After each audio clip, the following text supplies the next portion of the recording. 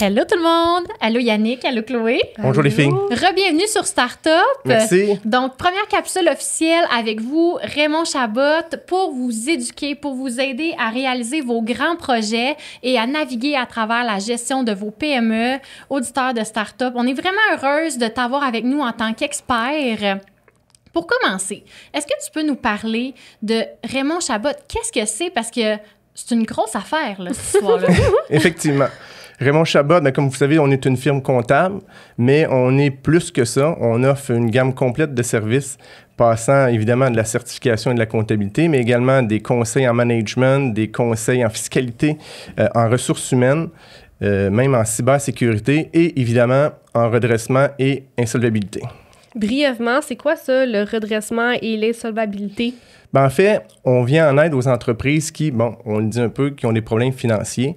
Chez Raymond Chabot, en fait, on est 200 personnes dans notre groupe qui travaillent exclusivement dans ce département-là. Et pour vous montrer à quel point on a quand même une bonne concentration au niveau des professionnels, au Québec, il y a environ 200 à 250 syndics de faillite là, qui sont régis pour justement s'occuper des dossiers comme ça. Chez Raymond Chabot, on en a 50. Donc, on a à peu près, en termes de professionnels, 20% de tous les syndics au Québec. Là. Donc, c'est quand même important. Et ça nous donne quand même un avantage parce que chaque secteur, chaque problème, bien, quand on se concerte ensemble, toutes les situations, on les a à peu près toutes déjà vues. Là. En fait, selon les affaires, vous êtes l'un des cabinets les plus admirés au Québec. Donc, effectivement. Props to you, Raymond. Et puis là, comme Camille l'a dit, cette année, dans cette saison 2 de Startup, on veut vraiment pouvoir outiller les auditeurs en recevant des professionnels comme toi. D'ailleurs, tu es venu sur la saison 1 de Startup. C'est l'épisode 30 pour ceux que ça pourrait intéresser. Et ça a été un des épisodes éducatifs les plus appréciés parce que tu t'exprimes très bien. Et puis, je pense que c'est un sujet un petit peu tabou. On va pas se le cacher. Oui. Oui. Surtout pour les PME.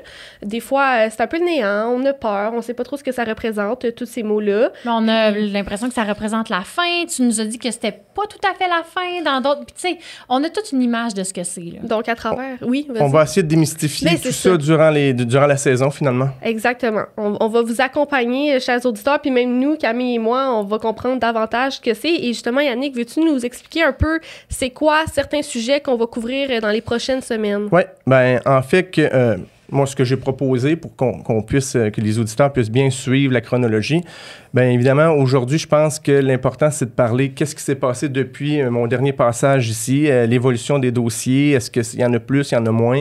Ensuite, on va aller un peu sur les signes qui causent justement certains problèmes financiers. Par la suite, ben, je veux qu'on démystifie les sociétés. Bon, une société individuelle versus une société par action. On a souvent ce genre de questions-là au bureau et je pense que c'est bon de partager, c'est quoi finalement, une fois pour tout. Ensuite, on va parler des obligations d'un entrepreneur. Est-ce qu'ils ont des obligations quelconques? Des prévisions financières et un peu des stratégies de restructuration. J'ai hâte. On est prêts. Ça va être chargé. Vraiment. Ça va tellement être pertinent. Vraiment. Mais là, moi, je suis très excitée de savoir qu'est-ce qui se passe en 2024. Là. Qu'est-ce que vous voyez le plus souvent?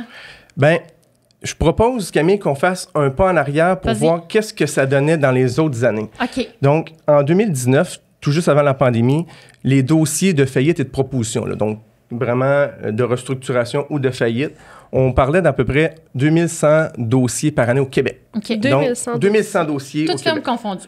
Toutes firmes au Québec. Évidemment, pour les entreprises, là, seulement. Est arrivé en 2020, 2021, on était dans la pandémie, on le sait, on s'en rappelle, les dossiers ont chuté drastiquement. On parlait de 1500 à 1600 dossiers. Donc, quand même, une chute marquée. D'après vous, c'est pourquoi?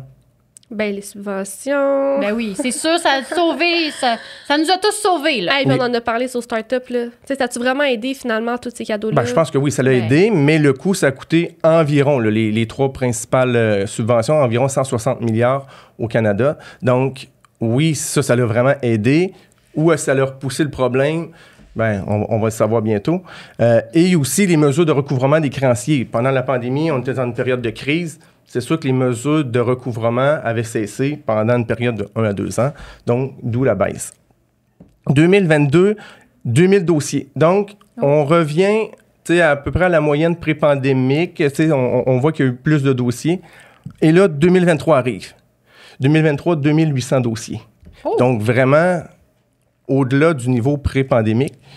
Donc, on voyait que là, est-ce que c'est le retour du balancier qui était en train de se passer? Et là, au 31 août, le nombre de dossiers, 2500 en 8 mois. Donc, on est pratiquement au même niveau que 12 mois l'année passée, mais en août. Donc, ce qui nous fait dire que probablement cette année, ça va être une année record de dossiers, malheureusement, mais beaucoup de dossiers cette année. Là. Mais je pense que ça a repoussé le problème. Ouais. Fallait vraiment que tu le gères bien, là. Tu sais, il fallait pas que tu prennes ça pour acquis. Puis c'est comme si, moi-même, dans ma tête d'entrepreneur qui avait pris certaines subventions, j'avais l'impression qu'il repoussait toujours la date.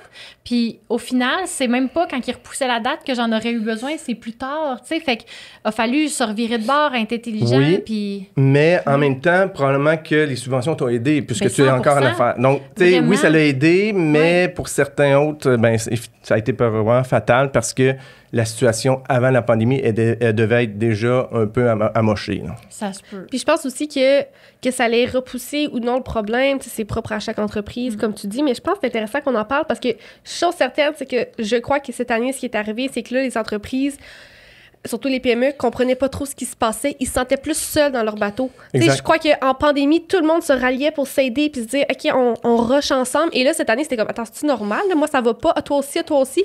Puis là, Mais c'est tellement vrai que c'est un peu ça. Puis là, c'est comme, t'oses pas dire que, ça va c'est mal. tough, hein? Ouais. OK, on gère, on descend. Je fais du pouce sur ça. Ouais. Dans les 2500 dossiers actuellement en 2024 qu'il y a une répartition. Il y a des secteurs évidemment plus touchés que d'autres. Et on parle de la restauration, sans grande surprise, du commerce de détail et de la construction. Donc, ces 3 secteurs-là représentent 46 des dossiers de 2024, donc les 2500 dossiers jusqu'à présent. Donc, c'est 3 secteurs très éprouvés au niveau des dossiers d'insolvabilité. Puis, y a-t-il quelque chose qui explique ça ou bon, c'est propre à chaque... Évidemment, chaque dossier a sa propre raison, mais ce qu'on en tire comme grande ligne essentiellement, puis vous ne serez pas surprise de l'entendre, là, la pénurie de main-d'œuvre, également la pénurie, mais à la fois le coût de la main-d'œuvre. Donc, déjà que c'est difficile de trouver une main-d'œuvre, mais après la retenir, la conserver, c'est un autre problème. Et là, d'où arrivent les coûts. Bon, les coûts augmentent, les salaires augmentent, tout augmente. Et, bien, à un moment donné, on n'est plus capable de refiler la facture au consommateur. Il y a une capacité, à un moment donné, au consommateur qui est incapable de payer.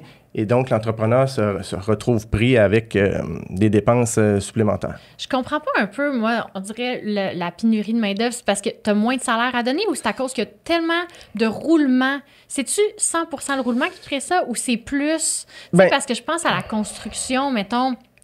Tu sais, ils peuvent aller d'une compagnie à une autre, puis ça, fait que c'est une game un peu de qui garde les gens? Il y a beaucoup de moins de gens qualifiés pour ces emplois-là, parce que, tu sais, quand même, c'est une qualification à la construction. Et 2, il y a eu, tu sais, il y a une pression à la hausse des salaires. Donc, effectivement, il y en a qui changent de place. Et là, on a beaucoup tu sais, au Québec, on a beaucoup de PME. Donc, des compagnies de construction, il y en a beaucoup, des petites. Oui, on a des grandes compagnies, mais il y a également, en dessous de ça, un millier de compagnies qui gravitent. Et donc, c'est là où ça pose vraiment le problème. Je comprends. Les gens ont voulu embarquer dans « OK, on en donne plus », mais on n'avait pas la qualification nécessaire, donc on ne livrait pas ce qu'il fallait. Exact. Les clients se sont désistés, puis...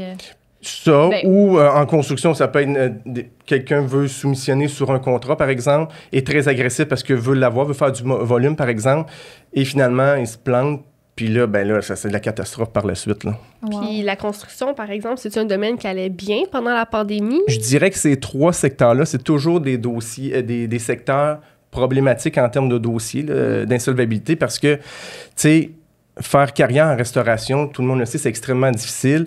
C'est souvent des étudiants qui travaillent là. Oui, il y a beaucoup, mais généralement, la grande majorité. Et donc, là, les étudiants, il y a moins. Le taux de chômage au niveau des jeunes est très élevé. Donc, tout ça fait en sorte que, on a beaucoup de difficultés. Ah non, c'est clair. Puis, est-ce qu'il y a des domaines ou des marchés là, qui vont très bien, qui vont mieux? Ça, je suis moins au courant des dossiers. On est moins au des courant. secteurs. C'est correct. C'est moins... on va plus parler des secteurs où il y a des difficultés. Puis, je crois que ça fait bien du sens aussi. Exact. Là. Puis le commerce de détail, lui, qu'est-ce qui fait en sorte... Y a-t-il un dénominateur commun que tous les gens font à peu près la même erreur? Il y a évidemment la main-d'œuvre, mais il y a également aussi le loyer. Les loyers sont extrêmement dispendieux et dépendamment de l'emplacement où se situe l'entreprise, les loyers, ça peut être extrêmement cher. Ouais. Et donc, il faut en vendre du stock pour être capable de joindre les deux bouts à la fin du mois. Là. Donc, c'est souvent ça qui est à regarder si vous magasinez des locaux en commerce de détail. Exact.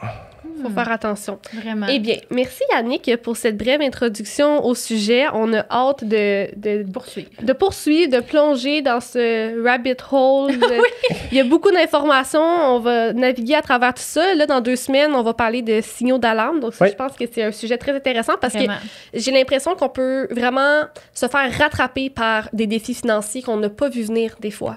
Oui, et ce que j'ajouterais même, c'est, on a parlé brièvement des secteurs, mais c'est important de consulter rapidement, même quand la situation va bien, on l'a dit souvent, même à l'épisode numéro 30, c'est ce que j'avais mentionné, il faut les consulter.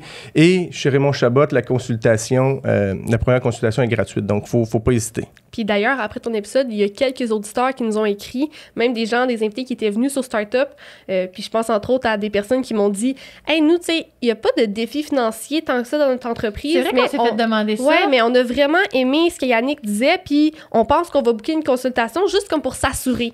Fait que, tu sais, vaut mieux prévenir que guérir. Effectivement. Vraiment. Surtout en termes de insolvabilité. Oui, puis rediriger. Puis comme je dis souvent, les gens sont à un coup de fil d'avoir une réponse à leurs questions, finalement. Là.